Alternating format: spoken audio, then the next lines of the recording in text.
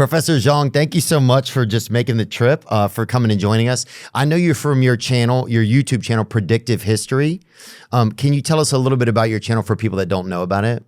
Yeah, so I'm a high school teacher, and what I try to do is try to explain geopolitics in a way that students can appreciate.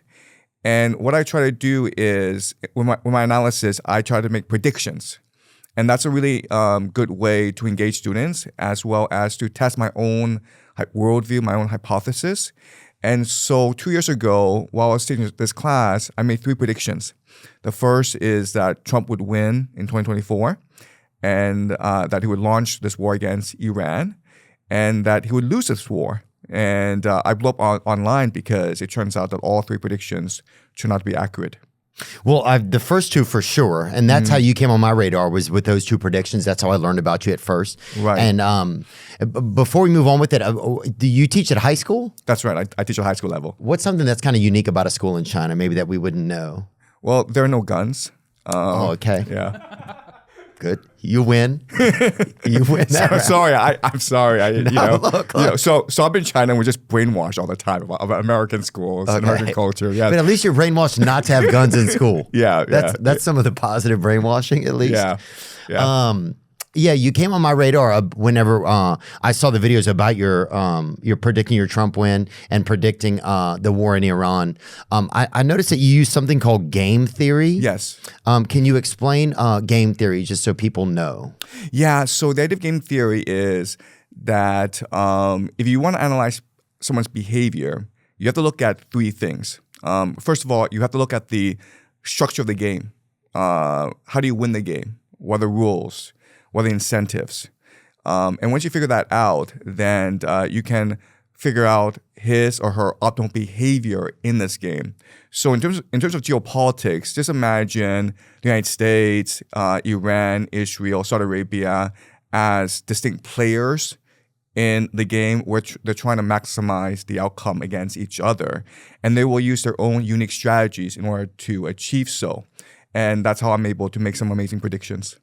Yeah, I know the game theory. I remember first hearing about it in that film, Beautiful Mind. Oh, yes. Who was what was the guy's name, Nick? John Nash. John Nash. Yeah, he Yes. uses that like whenever he's examining That's things right. or trying to figure things out. He uses that in there. That's right. And he went crazy too. Yeah, anyway, crazy. So best of luck. Right. Thank you. Best of luck, Professor. Have you suffered from even speaking out about certain things? And have you had any issues come your way? Have you ever feared for your safety? Have you had people that have spoken up against you, or what's that been like for you? Yeah. So one thing that I think a lot about is what are the consequences for telling the truth, for speaking up, for drawing attention to secret societies. And here's my logic. I think that these people get to where they are because they really do believe in God. But the God they believe in may not be the God that we believe in, right? But they really do believe in God. And they really believe that what they're doing is doing God's will, and they're accelerating events that were predestined by God since the beginning of time. And so I present a paradox to them because I seem to know their plans, right? Mm-hmm. And so if I don't get their plans correct, then I'm an idiot and they can just ignore me. But if I'm able to articulate their plans, then how am I able to know all this? Because I'm not part of the secret societies. I don't know any of these people. But at the same time, I know how they think, and I know what their plan is. So they can't resolve this paradox. So the only thing they can do is ignore me. I'm cognitive dissonance. Does that make sense? Right. If they were to come for you, then it would prove that there's something true about their plan. Is that what you're saying? No. So in their mindset, if the only way I could know their plan is if God told me their plan. But they think that they're doing God's work. So how to explain the fact that God's telling them what to do, but also God's telling me to tell the world that their plan's bad. what the plans are. So they're like, well, we don't know how to resolve this. So let's just ignore this guy. Yeah. Do you? Sorry. One more point is the idea of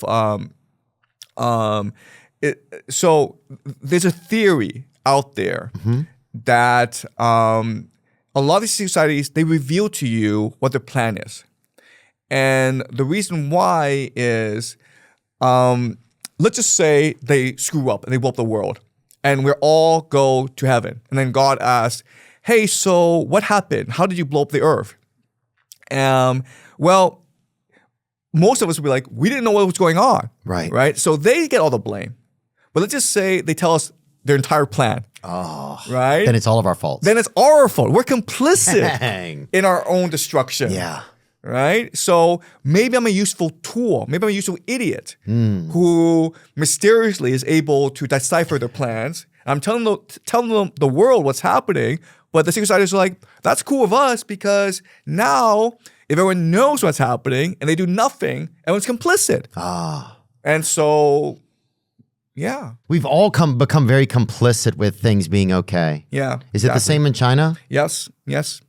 Exactly. It's kind of heartbreaking sometimes. It's like, I don't know what happened. I don't know if there's been like a slow sedation. Yeah. I can't tell what has occurred. I can't tell if, I don't know. It all just feels like we've lost some of our. The great truth is that we're all spiritual beings. That's we are true. first and foremost spiritual beings. That's true. But materialism has corrupted us. We should be focused on our spiritual well-being, on our consciousness, on elevating ourselves, on being generous, on being open, on being spiritual. And now we live in a world where money is everything. So we just pursue materialism. Right. You're so focused your whole life and it's all built towards this. You got to go to school to get a grade, get a college, to get a job, to get a thing, and then get a promotion. That's right. And to get a house. Everything is like the next carrot. It's always something. We are in the matrix. Yeah. And we have to wake up. Wow. Dang. We are in the matrix. Hello. We're in here. We want out. Whoever's seeing us, we want out. Help.